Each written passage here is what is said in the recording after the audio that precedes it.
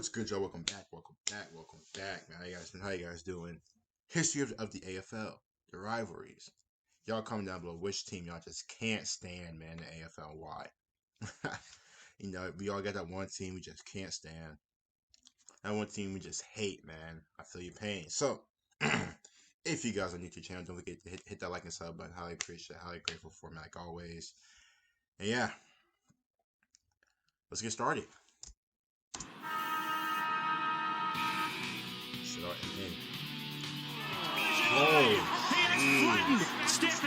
my god. Oh my god. That was ugly. Also, yeah, I did move my camera just to, we can... Over the course of its 122-year history, the AFL has seen its fair share of fierce rivalries, many of which are as strong now as they have ever been. The longest-standing traditional rivalries would have to be those featuring some of the big Victorian teams in the league. Carlton v Collingwood is without doubt one of the strongest rivalries in the AFL, while Hawthorn and Essendon have built a strong dislike for one another, originally built on a number of grand final matchups between the teams in the early 80s. The rivalry would reach its tipping point in the 2004 Line in the Sand game, when the match turned into total chaos as a massive brawl broke out. Essendon was beating her ass down. Jeez! That's a concussion. It is on everywhere out here, boys. Spot fires all over the place. Oh my god. And there it is, Bachoni, and Vandenberg letting lefts and rights go with the feet. You can't do that. And here comes Welsh to remonstrate with Vandenberg. This is the 1980s revisited. And the feet everybody's hooking. Everybody's fighting. Jesus, look at these left eyes. He to go up under the blood rule. Turnover. Lloyd can give it to Lucas, who will stroll in. No, he handballs to Mercedes, and he will stroll in. That's a late hit. He's going to get it. He's going to get another kick. That's a late hit. That's lame. There's Jacobs, and look at Crow.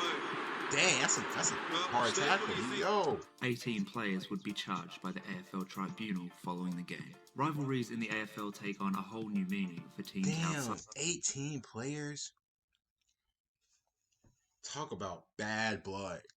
Of Victoria, however, talk about with bad all other blood. states being two-team towns. This means any success or failure these teams achieve will be compared to their cross-town rivals. In Western Australia, the West Coast Eagles and Fremantle Dockers face off in the Western Derby. Fremantle entered the AFL in 1995, 8 years after the Eagles. In those 8 years, the Eagles had become a powerhouse of the competition, winning 2 premierships and playing in 3 grand finals. And when the Dockers entered the league, West Coast were determined to remain the best team in the West. The Eagles would go on to win the first 9 Western Derbies from 1995 to 1999. Fremantle finally broke through for their first win over West Coast in the second Derby of the 1999 season, and would have their own run of Derby dominance, winning 15 of the 20 games between 2006 Dang! So Fremantle's like, no, Fremantle's like, no, we ain't going for that. Y'all not finna baby us. Nah. 2006 to 2015, they was beating West Coast, but also, I'm trying not to talk while I do speaking, so I'm not like, talking over him, stuff like that. So yeah, that's why if I do got something to say, I'll just pause and say what I gotta say. Most controversial derbies include the Demolition Derby in 2000, when a number of fights and a massive brawl broke out. About 11 players were punished as a result of the brawl, including Fremantle's Dale Kickett, who was suspended for 9 games. Down goes Fletcher, claimed immediately, and we'll have a bounce, and again it's off. Ooh. God let one fly. Fletcher not amused either. While in 2018, the 2 teams came to blows again after West Coast's Andrew Gaff punched 18-year-old Fremantle player Andrew Brayshaw in the face. Brayshaw suffered a broken jaw and severe damage to his teeth. Once Brayshaw's teammates had realised what had happened, they had one objective in mind for the rest of the game: get Gaff. Yeah. Target him whole game. Target him. I don't care if we win, I don't care if we lose. First of all, that was a cheap shot. Second of all, that's just lame. Respect the game. Respect your opponent. My man suffered a whole broken jaw, bloody nose. That's lame. Respect the game.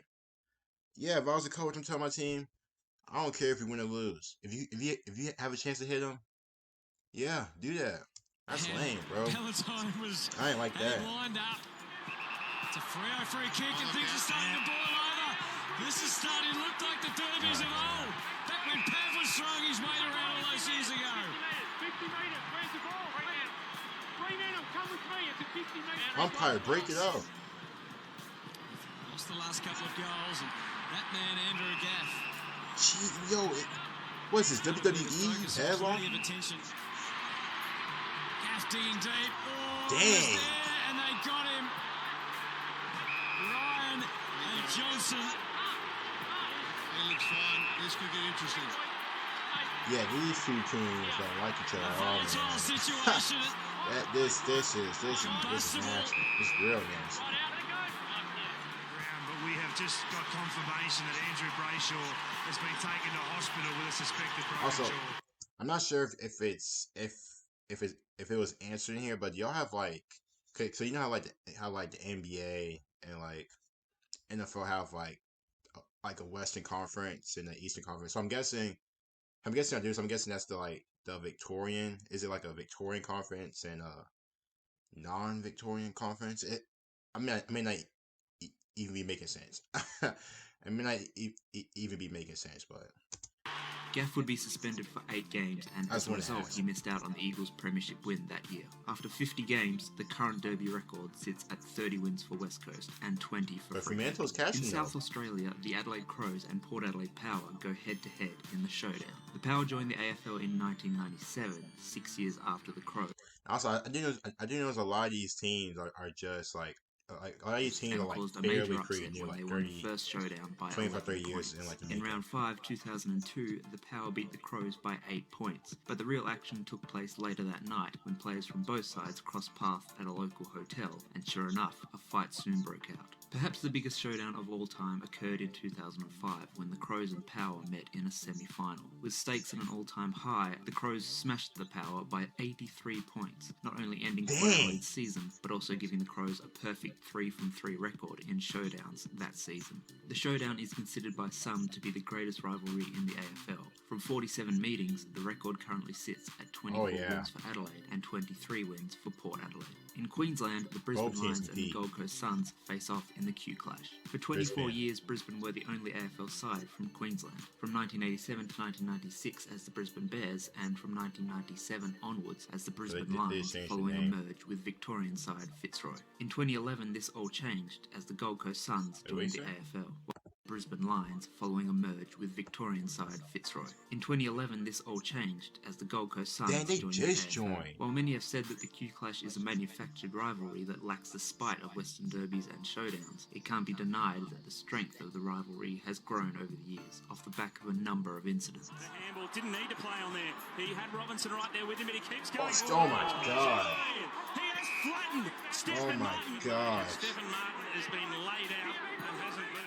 After 18 meetings, the record currently sits at 12 wins for Brisbane and 6 wins for Gold Coast. In New South Wales, the Sydney Swans and Greater Western Sydney Giants go head-to-head in the Battle of the Bridge. Much like Brisbane in Queensland, the Swans were the only AFL team in New South Wales for 30 years after they relocated from South Melbourne in 1982. The Giants joined the AFL in 2012, making the Battle of the Bridge the youngest of the crosstown rivalries in the AFL. The bad blood between the teams began to grow when the Swans recruited league superstar Lance Franklin. Many believed that Franklin was set to sign with the Giants, but GWS were forced to withdraw from the race for Franklin's services after their rivals offered a whopping 9-year, $10 million deal. Unlike most of the other crosstown rivalries, 9 years to me, I don't know how much. I mean, like from like the United States like point of view in their professional sports, 9 years, $10 million isn't really a lot for like a 9-year deal. But I'm guessing, I don't think the AFL has like the money, like they probably do. I could be wrong, but 9 years. 10 million. That's still good money though. Don't get me wrong. I'll take that all day, any day. But I think I was probably expecting a bit higher than just 10 mil over 9 years. That's just in me. the AFL, the Swans and Giants have faced off in finals a number of times, with GWS winning both games. Oh my, yo!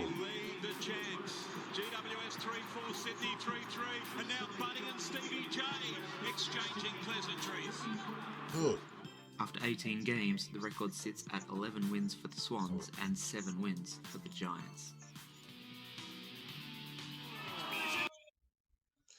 Jeez, all these rivalries, man, are hard, bro. Big shouts out, man. If you guys don't get to like and sub or comment down below, yeah, thoughts and reactions. See you guys later.